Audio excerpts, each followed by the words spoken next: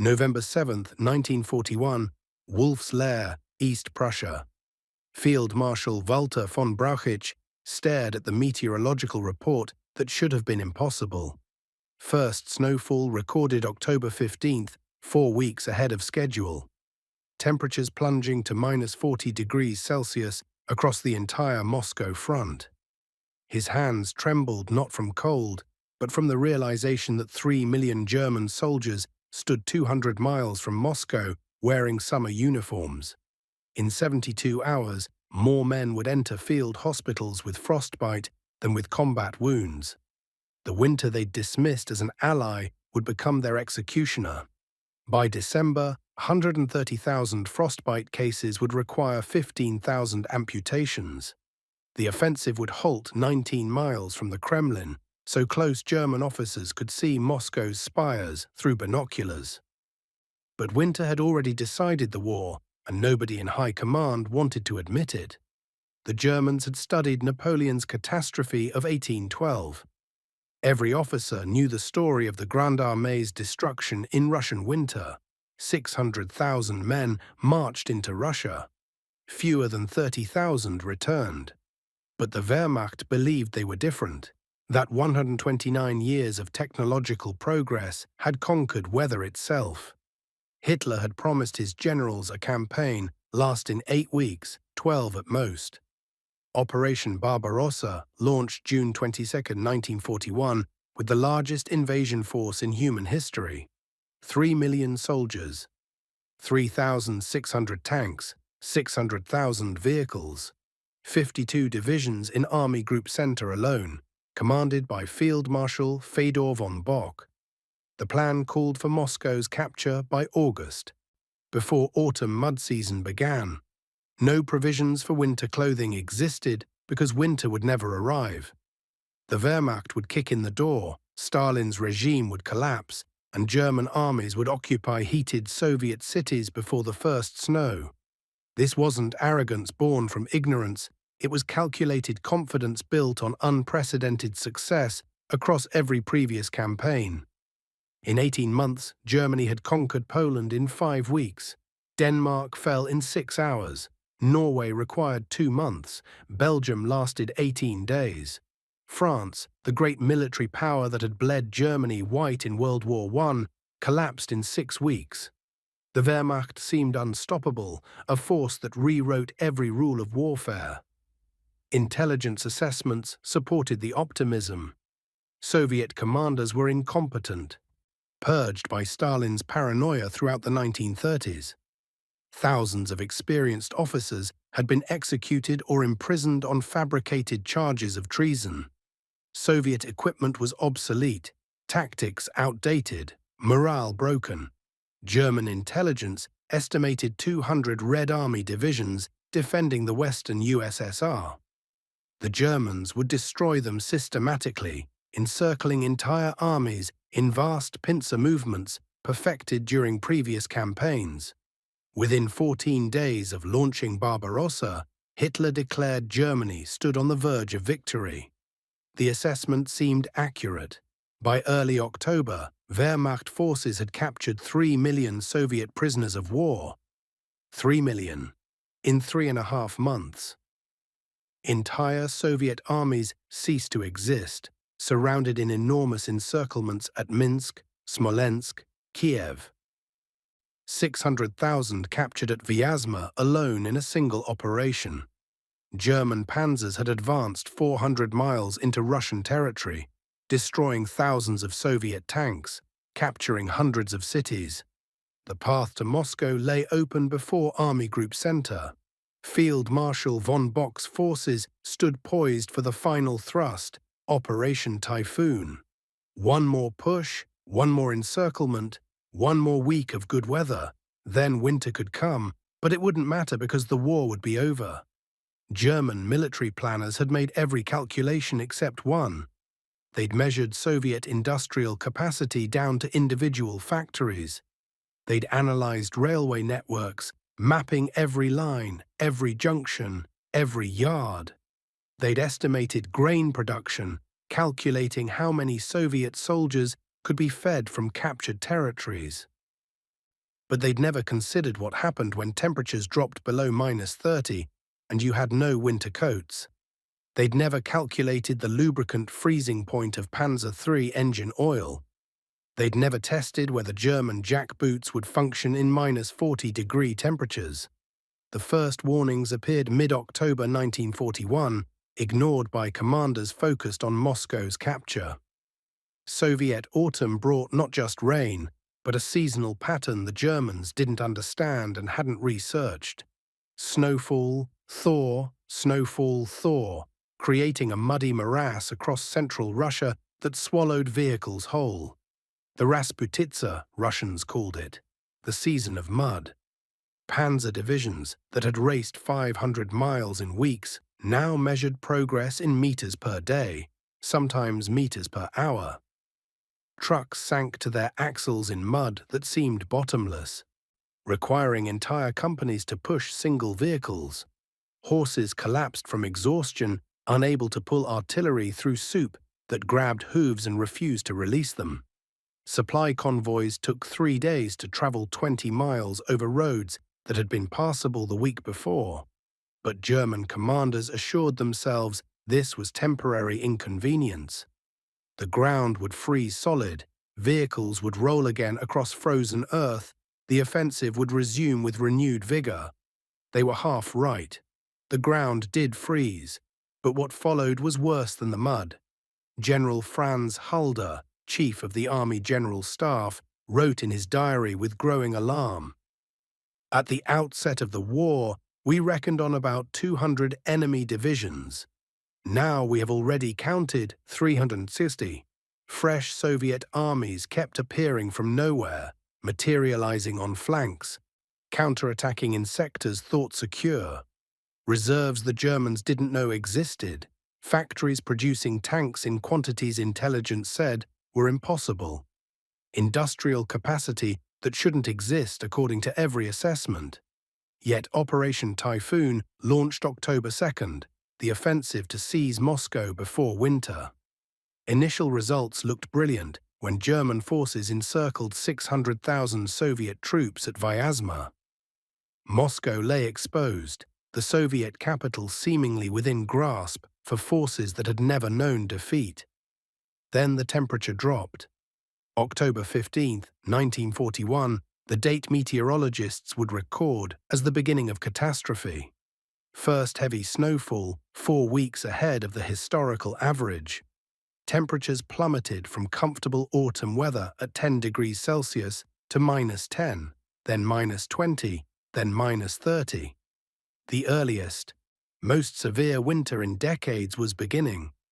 Field hospitals began reporting cases of frostbite among reconnaissance units operating in exposed positions. Isolated incidents at first, men who'd been on patrol duty too long without adequate breaks. Then entire platoons reported frostbite casualties. Companies discovered that 10% of their men couldn't grip weapons because fingers had frozen. Battalions found themselves combat ineffective, not from enemy action, but from temperature. By November, more soldiers required hospitalization for frostbite than combat wounds across the entire Army Group Center. This reversal of normal casualty patterns alarmed medical staff, but received little attention from commanders focused on Moscow. The offensive must continue regardless of weather, regardless of casualties, regardless of common sense. Obergefreiter Hans Roth, 20th Panzer Division, recorded in his diary with increasingly desperate handwriting. November 12th, the cold is unimaginable. My hands are so numb I can barely write these words. 3 men in my unit lost fingers today, not from Russian bullets, but from 35-degree cold while trying to repair a vehicle that had frozen solid overnight. Roth's experience was replicated across tens of thousands of German soldiers, discovering that summer uniforms provided no protection against Russian winter. The Wehrmacht had entered Soviet territory wearing field grey tunics designed for Central European weather. No sheepskin coats, no fur-lined boots, no thermal underwear, no wool mittens. Their steel-shod jackboots, perfect for marching across Western Europe, actually conducted cold directly into their feet. The leather froze stiff as iron, cutting off circulation while providing zero insulation. Soldiers discovered their boots were killing them more efficiently than Soviet bullets. They began stealing boots from Soviet prisoners and Russian civilians, desperate for anything offering protection against temperatures dropping to -40.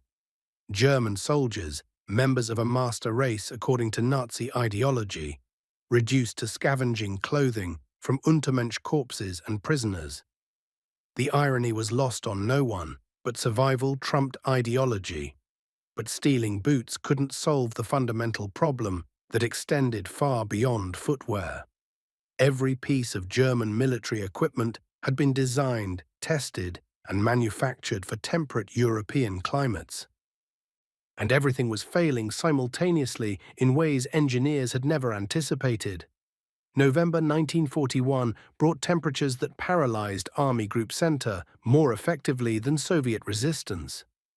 -35 degrees Celsius by day, -40 at night. Some locations recorded -42. The crisis manifested in catastrophic failures across every system the Wehrmacht relied upon. Vehicle engines wouldn't start because lubricants had frozen solid in crankcases and transmission housings. Oil designed to flow at -10 degrees turned to thick grease at -20. At -30, it became something approaching solid wax. At -40, it was wax, completely immobilizing any internal combustion engine. Panzer crews discovered they had to light fires under their tanks just to warm oil enough for engines to turn over. This process consumed 2 hours per vehicle and burned precious fuel needed for actual operations. Tanks that had been mobile death machines racing across hundreds of miles became immobile steel coffins anchored to frozen earth. The Panzer III, Germany's main battle tank, with 973 deployed for Barbarossa, was useless. The Panzer IV, the heavy support tank, couldn't move. Even the lighter Panzer II machines sat frozen. Crews who'd maintained their vehicles meticulously, following every regulation, watched helplessly as temperature defeated German engineering. The Quartermaster's Department received desperate, urgent requests for cold-resistant lubricants from every unit. Supplies that didn't exist because nobody had planned for this scenario. Nobody had ordered these products. Nobody had even considered they might be necessary. The Third Reich's vaunted efficiency had produced a military machine optimized for quick victory, with zero contingency for prolonged winter warfare. In desperation, mechanics began removing all lubricants from weapons and vehicles entirely. Better dry mechanisms that might work sporadically than frozen parts guaranteed to fail completely. This solution violated every maintenance protocol, destroyed equipment longevity, but at least provided temporary functionality. Southern units improvised with sunflower seed oil confiscated from Ukrainian farms and villages. It worked better than German military-issue lubricants, a humiliation that no officer wanted to discuss in reports. Small arms malfunctioned constantly across the entire front. The actions of rifles and machine guns froze solid, bolt assemblies seizing mid-operation. The Mauser Karabiner 98K, the standard German infantry rifle, legendary for reliability, jammed repeatedly in cold that made metal brittle. Soldiers learned to keep weapons inside their coats, using body heat to maintain minimal functionality. But this meant weapons were useless until drawn, and drawing them exposed metal to cold that disabled mechanisms within seconds of exposure. The MG-34 machine gun, reliable in every previous campaign, from Poland to France to North Africa, jammed after 50 rounds in Russian winter. Sometimes after 20 rounds, sometimes after a single belt. Gunsmiths worked frantically to modify weapons, removing standard lubricants, experimenting with substitutes. Nothing worked reliably. The problem wasn't lubrication alone, but the metal itself contracting at different rates, creating friction where tolerances became too tight. Artillery systems faced even worse problems. Recoil mechanisms solidified completely, rendering guns inoperable without hours of warming. Crews had to build fires to thaw fluid in hydraulic systems before batteries could fire a single round. This made artillery positions visible to Soviet observers, inviting counterfire that German batteries couldn't answer quickly enough. The 80-80 mm anti-aircraft gun, feared across every theater of war, sat useless when mechanisms froze. Radio equipment failed as batteries lost charge in cold at exponential rates. A battery lasting 12 hours at 0 degrees lasted 2 hours at -30. Communication between units degraded to messengers on foot, assuming messengers didn't freeze to death traveling between positions. Binoculars frosted over internally, making reconnaissance impossible without constantly warming optics. Gun sights became unreliable as metal contracted at different rates, throwing off carefully calculated ranges. Even compasses malfunctioned, their liquid freezing solid, leaving soldiers navigationally blind in snowstorms. Worst of all were the transportation catastrophes that severed supply lines completely. The Wehrmacht had entered Russia in June with 600,000 vehicles, everything from motorcycles to heavy trucks. By November, more than half sat immobilized, frozen solid, mechanically dead. Frozen fuel lines, dead batteries, cracked engine blocks where water-based coolant expanded as it froze, shattering iron like glass. Railroad locomotives couldn't function because German models weren't winterized for Russian conditions. Nobody had thought to test German locomotives in -40-degree conditions because Germany doesn't experience -40-degree weather. Soviet rolling stock used wider-gauge rails anyway, requiring conversion of entire lines, work that proceeded slowly in the cold.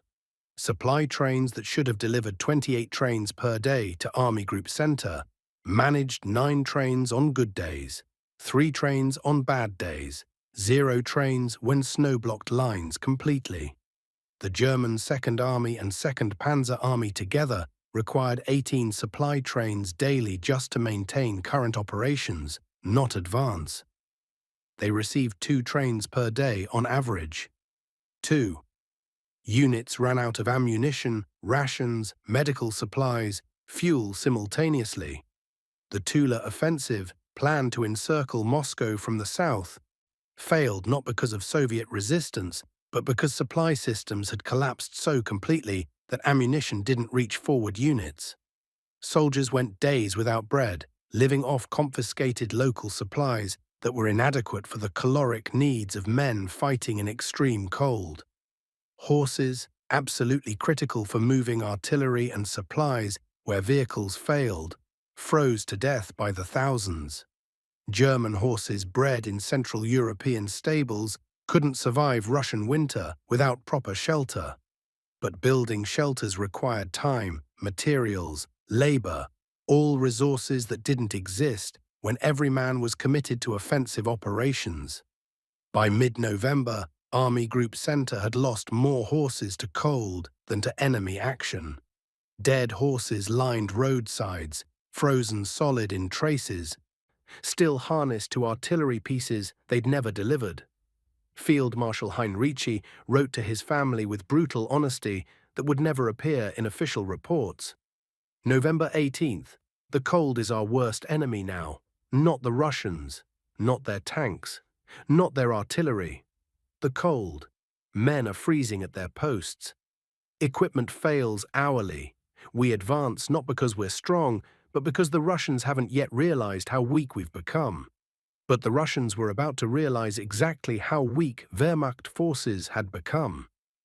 November 27, 1941, German reconnaissance elements of the 258th Infantry Division reached the Moscow-Volga Canal. 19 miles from the Kremlin, Officers with binoculars could see Moscow's buildings in the distance, spires of churches rising above the city, smokestacks of factories still producing tanks.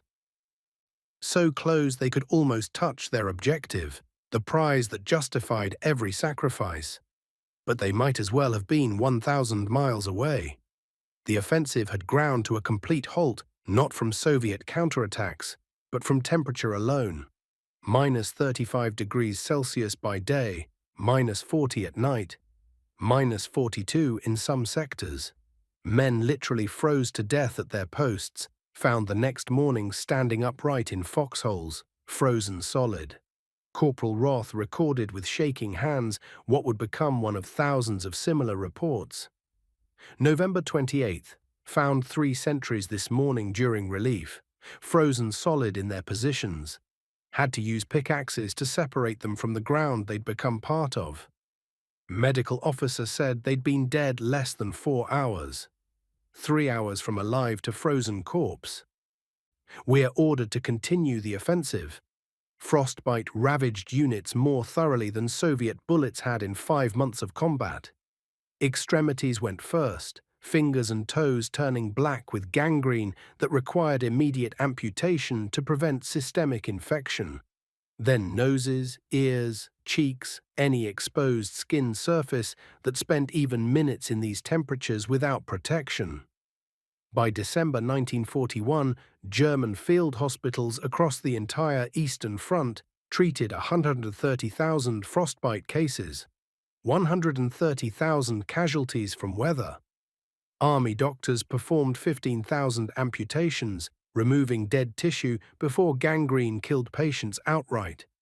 14,000 men lost fingers, 8,000 lost toes, 3,000 lost entire feet, 600 lost both hands. Some cases were grotesque beyond medical precedent.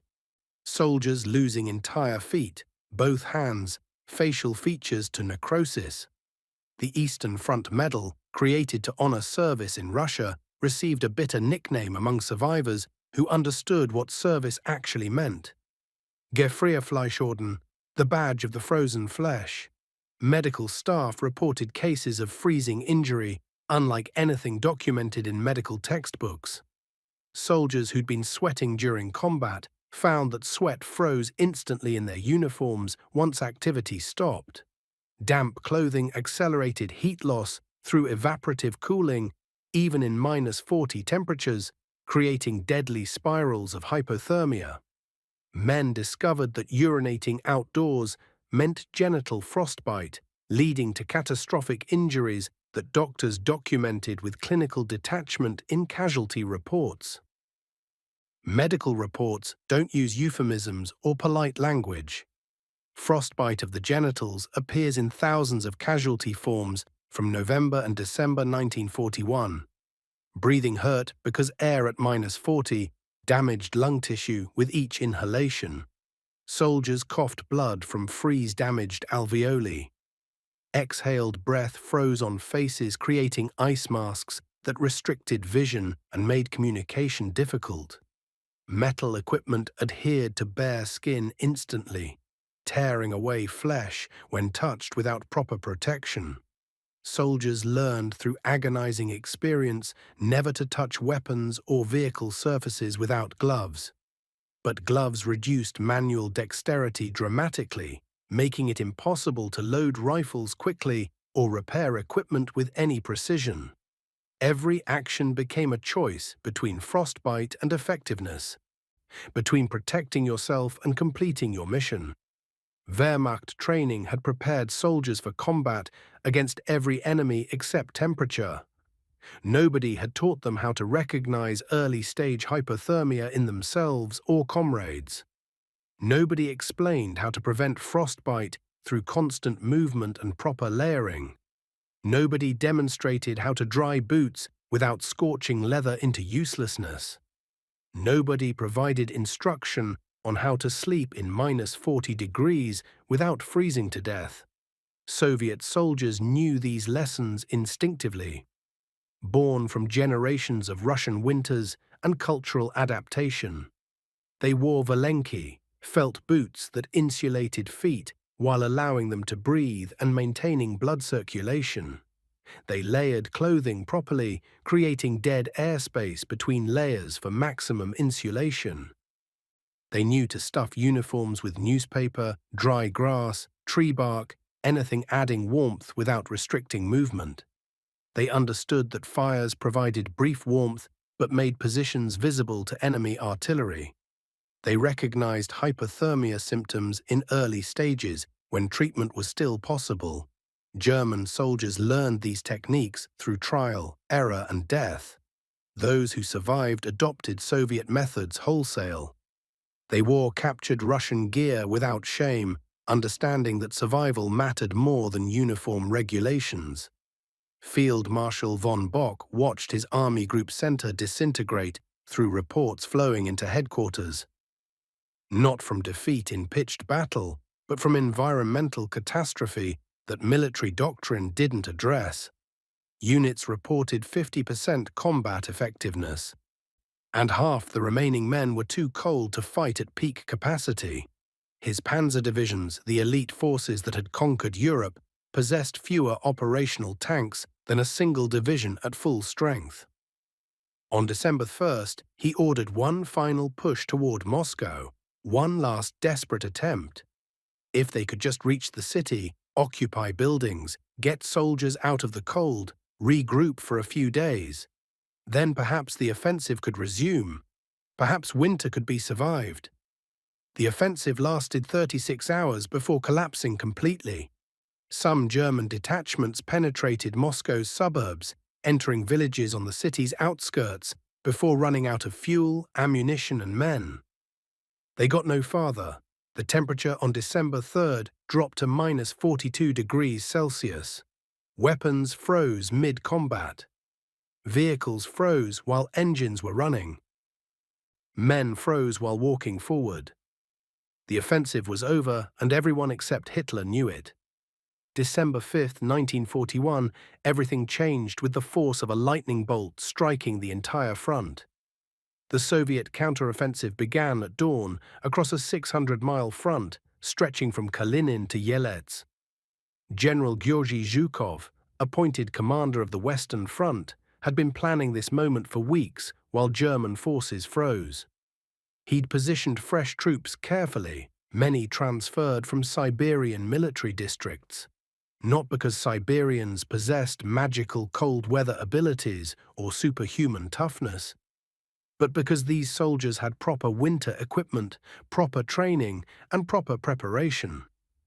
They wore white camouflage suits that made them invisible against snow until they were within killing range. Fur-lined coats that maintained body warmth in -40 temperatures for hours. Felt boots keeping feet functional during extended combat operations. Wool mittens that could be removed quickly but provided real insulation. Their weapons worked because Soviet lubricants remained fluid in extreme cold, formulated specifically for Russian winter conditions. T-34 tanks featured compressed air starters that functioned regardless of ambient temperature. Soviet diesel engines used fuel additives preventing freezing even at -50 degrees. When German tankers tried starting their vehicles at dawn, engines refused to turn over despite hours of preparation. Soviet tanks rolled forward without hesitation, their diesel engines turning over on first start. The psychological shock was devastating to German soldiers, watching this impossible disparity. For weeks, Wehrmacht forces had watched their equipment fail progressively. They'd assumed both sides suffered equally from winter's effects. They'd believed Soviet forces faced identical problems with frozen weapons and immobilized vehicles. Now they watched enemy tanks advance effortlessly while their own panzers sat immobilized despite desperate efforts.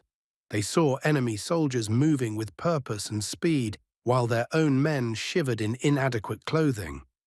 The realization that the enemy had prepared while Germany had not struck, like a physical blow. Lancer Albrecht Linsen recorded his horror in a diary found after his capture. December 6th, out of the snowstorm, our soldiers were running back. scattering in all directions like a panic-stricken herd of animals. A lone officer stood against this desperate mass, gesticulating, trying to pull out his pistol, then simply let them pass. I stood there watching the Russians come, charging with drawn weapons and terrifying war cries. I thought, I am going to die here, 21 years old, in the snow before Moscow. The Germans' close-fitting jackboots that had accelerated frostbite now proved deadly in retreat. Soldiers couldn't run effectively through deep snow that grabbed boots with each step. Soviet soldiers on skis moved 3 times faster than German infantry floundering on foot. White camouflaged Soviet troops appeared like ghosts, invisible until they opened fire at point-blank range. German commanders issued orders to retreat to defensive positions. But defensive positions didn't exist. Every potential position required digging entrenchments in ground frozen solid as concrete. Pickaxes shattered on soil that refused to yield to any tool. Troops tried using explosives to create foxholes, wasting precious ammunition to blast craters in frozen earth.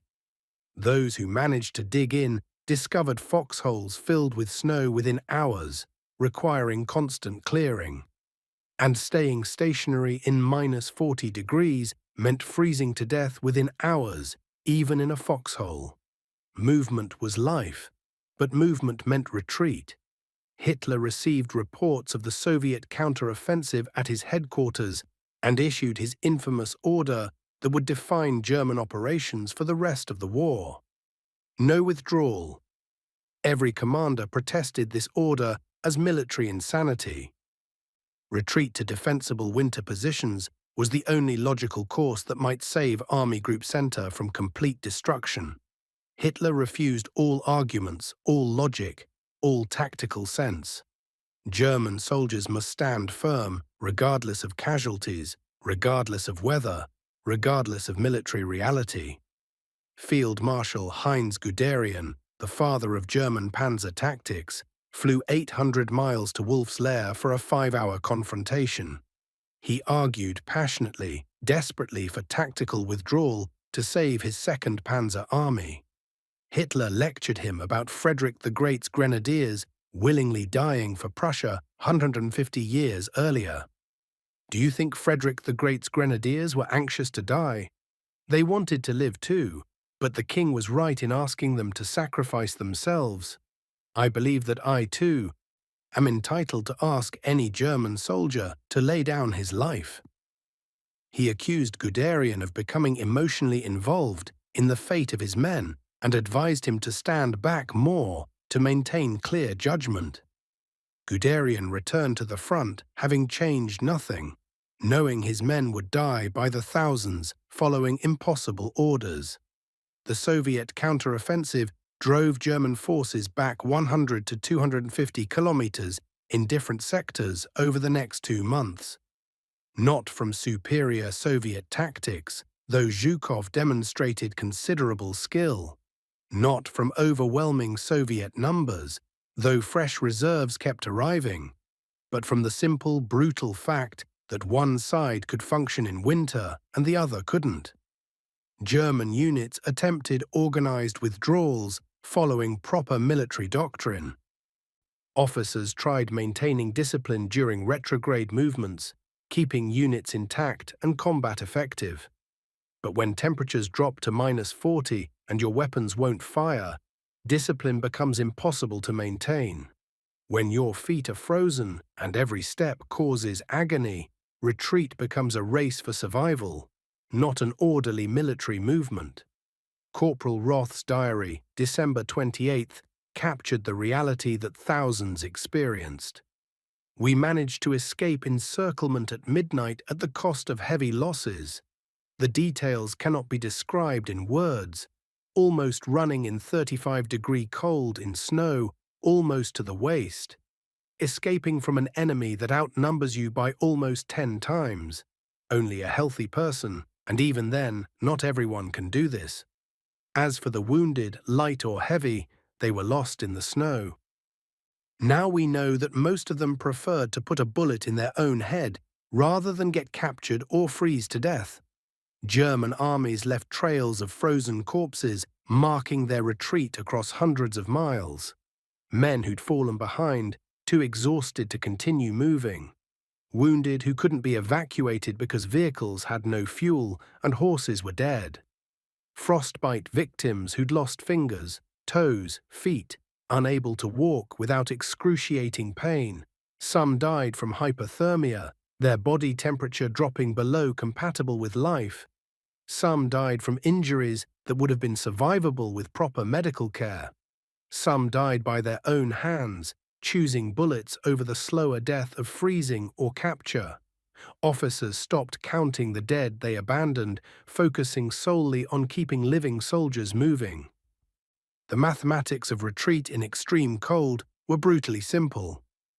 Moving 20 miles in -40 degrees required 12 hours of continuous movement. Soldiers needed rest every 2 hours to prevent terminal hypothermia, but resting meant freezing. Units learned to rotate men through the column constantly, those in front breaking trail through snow, those in rear maintaining warmth through continuous movement. Any soldier who fell was left behind immediately, not from callousness, but from mathematical necessity. Stopping to help one man meant everyone dies. Soviet forces pressed their advantage systematically, following German retreat with methodical pressure. They didn't pursue recklessly, understanding that winter killed Germans more effectively than bullets. They simply maintained contact, forcing German units to keep moving, keep retreating, keep dying from exposure. Soviet casualties from frostbite existed but remained proportionally lower. Approximately 10% of their wounded came from cold-related injuries. German frostbite casualties exceeded combat casualties for the first time in Wehrmacht history. More men lost to winter than to enemy action. By January 1942, Wehrmacht forces had been pushed back 150 miles from Moscow at some points, 100 miles at others. The immediate threat to the Soviet capital had ended completely. Moscow was saved, though fighting would continue for months. But Army Group Center still held key positions despite catastrophic losses. Rzhev, Vyazma, Bryansk. German forces clung to these bastions through sheer desperation and Hitler's refusal to authorize further withdrawals. The winter of 1941-42 became the coldest recorded in decades, according to meteorological records. Temperatures remained below -30 for weeks without relief. German soldiers adapted or died. There was no middle ground, no gradual learning curve. Those who survived learned techniques Soviet troops already knew from childhood. They stuffed newspapers inside uniforms for insulation, creating air pockets that trapped body heat. They layered clothing obsessively, wearing everything they owned simultaneously, regardless of how it looked. They learned to keep moving constantly, even shifting weight while standing guard, maintaining blood circulation through micro-movements. They discovered that eating snow caused hypothermia by lowering core body temperature, and sucked ice instead for hydration. They found that fires provided brief warmth but made positions visible to Soviet artillery observers who called down devastating strikes. They accepted that washing was impossible, lice were inevitable, and peacetime hygiene standards were dangerous luxuries. The body lice carrying typhus would kill thousands more Germans than died from direct combat in some sectors. Back in Germany, Joseph Goebbels launched a propaganda campaign unlike any previous effort. December 20, 1941, he delivered a radio address on German national radio that stunned civilian listeners. No triumphant declarations of victory, no promises of imminent German success. Instead, brutal honesty wrapped in patriotic appeals. Our soldiers at the front face the most severe winter conditions imaginable. They need warm clothing immediately. Every German must contribute to saving our brave soldiers from winter's fury. He called for civilians to donate winter clothes, furs, anything warm that could be spared. Collection drives began across the entire Reich, gathering millions of items within weeks. Wool coats accumulated in massive piles, sheepskin vests by the thousand, fur-lined gloves filled warehouses, thick socks, scarves, mittens poured in from every German city and village. German women knitted frantically day and night, producing scarves and mittens by the thousand. The campaign worked spectacularly well, accumulating enormous quantities of winter gear within a month. But getting supplies to the front proved impossible despite this success. Transportation systems had collapsed so completely that logistics couldn't function. Railroad lines were snowed in, locomotives frozen, track capacity overwhelmed. Trucks couldn't move through snow that buried roads. Aircraft could only carry limited cargo, measured in hundreds of pounds, not thousands. Supplies accumulated in depots hundreds of miles from soldiers who desperately needed them. Men froze to death, while warehouses in Warsaw and Krakow overflowed with warm clothing they'd never receive. Distance and winter defeated German logistics as thoroughly as Soviet armies defeated German tactics. Some supplies reached forward units by February 1942, when the worst cold had passed. By then, temperatures had moderated into the merely frigid -20 to -30 range. The clothing arrived 3 months too late to prevent 130,000 frostbite cases and 15,000 amputations. Wehrmacht officers studied what had gone catastrophically wrong, searching for lessons that might prevent future disaster. Some blamed Hitler personally for refusing to authorize winter preparations. Some blamed logistics for failing to deliver available supplies. Some blamed intelligence for underestimating Soviet resilience and industrial capacity. But the fundamental error was strategic, visible in hindsight with perfect clarity. Germany had planned meticulously for quick victory and planned absolutely nothing for any alternative. No contingency existed for prolonged winter warfare because prolonged warfare wasn't supposed to be possible. When the 8-week campaign extended to 5 months, then 6 months, the entire military machine failed simultaneously. Soviet resistance was stronger than intelligence predicted, despite purges and equipment deficiencies. Soviet industrial capacity was far greater than assessments suggested, hidden deep in the Urals. Soviet reserves were deeper than calculations indicated, with millions more men available than Germany possessed.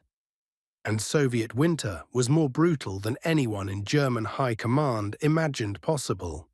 The counteroffensive continued through January 1942, with diminishing returns on both sides. Soviet forces were exhausted too, having endured months of catastrophic defeats and millions of casualties. Stalin wanted to maintain offensive operations indefinitely, hoping to destroy Army Group Center entirely and potentially end the war.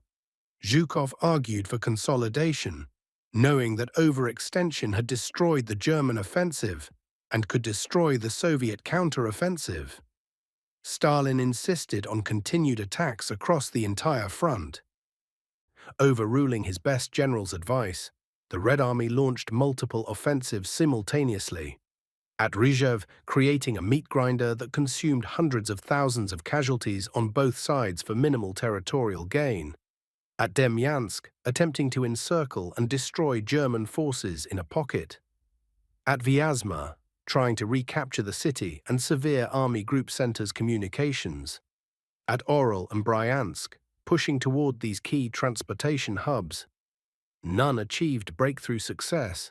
The front stabilized by March 1942, with both armies too exhausted and depleted to continue offensive operations. German casualties for the winter totaled 250,000 to 400,000 dead or wounded, not counting 130,000 frostbite cases requiring long-term medical treatment. Soviet casualties exceeded 600,000, dead, wounded, or captured, but their reserves allowed replacement. Germany's didn't. The Wehrmacht couldn't replace 650,000 casualties when fighting across multiple fronts. The strategic balance had shifted permanently and irreversibly. Spring 1942 brought thaw and new problems that paralyzed movement again. Roads turned to mud for the second time, immobilizing vehicles for different but equally effective reasons. But the strategic situation had transformed permanently beyond any recovery. Germany had lost the initiative on the Eastern Front and would never regain it.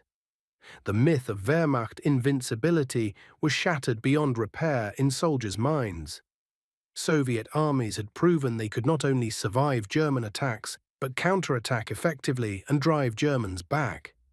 Most critically for Germany's strategic position, they now faced a genuine two-front war without sufficient resources. Hitler had gambled everything on defeating the Soviet Union before Britain and America could intervene decisively. He'd failed completely. Operation Barbarossa's failure in winter 1941 meant prolonged war, and prolonged war meant inevitable defeat for Germany. The industrial capacity of the United States, Soviet Union, and British Empire combined exceeded Germany's by factors that made victory mathematically impossible. Field Marshal von Brauchitsch was fired December 19, 1941, scapegoated for the winter disaster. Hitler appointed himself commander-in-chief of the Wehrmacht, assuming personal control of all military operations. This decision proved catastrophic, as Hitler's rigid no-withdrawal orders prevented any tactical flexibility. German generals who'd advised retreat to save their forces were systematically dismissed. Guderian was relieved of command for withdrawing against orders, despite his brilliance saving thousands of lives.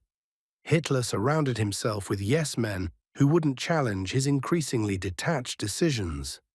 The pattern of micromanagement and inflexibility that destroyed Army Group Center would characterize German military operations for the rest of the war. Every retreat required Hitler's personal authorization. Every withdrawal was contested. Every tactical adjustment was questioned. This command structure guaranteed defeat as surely as Soviet armies did. Soldiers who survived winter 1941 never forgot the experience that had transformed them. Post-war memoirs return repeatedly to those frozen months with an intensity that earlier combat never generated. The cold that turned living men into frozen corpses within hours. The snow that buried entire armies and swallowed vehicles. The equipment that failed when needed most desperately. The realization that all their training, all their victories, all their supposed superiority meant absolutely nothing against -40-degree temperatures. German soldier memoirs describe winter 1941 with words like apocalyptic, hellish, unimaginable, beyond human endurance. Soviet memoirs describe it as vindication of their suffering. General Winter had fought for Russia as it always had, as it had fought for Russia against every invader. The parallel with Napoleon's 1812 catastrophe seemed too perfect to be mere coincidence to Russians who believed in historical justice. Both invaders had advanced deep into Russia during summer months with huge armies.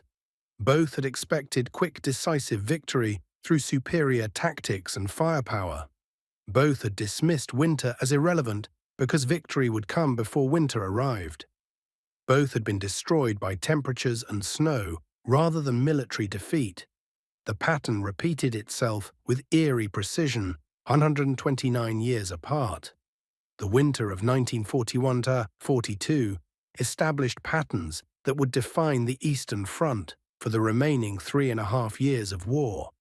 Soviet forces learned they possessed decisive advantages during winter months that could compensate for German tactical superiority. German forces learned they could survive winter through proper preparation, but would never master it like Soviet forces. Future campaigns would account for winter, but the strategic damage was irreversible. Germany had lost its best and only realistic opportunity to defeat the Soviet Union. 3 million men had entered Russia in June 1941, confident, victorious, expecting to be home by Christmas. By March 1942, they'd suffered 750,000 casualties, were pushed back 150 miles from Moscow, and faced an enemy that seemed truly inexhaustible. The Eastern Front Medal became the most common decoration of the entire war. 3 million were awarded for service during winter 1941–42 alone. Soldiers called it the Frozen Meat Medal, a dark joke about the frozen corpses they'd left behind in snow. The medal showed a Wehrmacht helmet with oak leaves and the German eagle.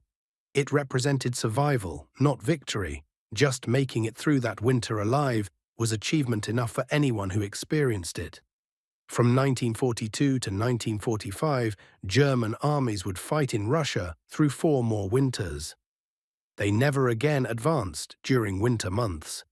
They only retreated, holding defensive positions when possible, withdrawing when necessary to avoid encirclement. The strategic momentum Germany needed for victory had been lost permanently in the snow before Moscow. Everything after was defensive warfare, delaying inevitable defeat. The turning point of World War II wasn't Stalingrad or Kursk or D-Day, despite what popular history claims.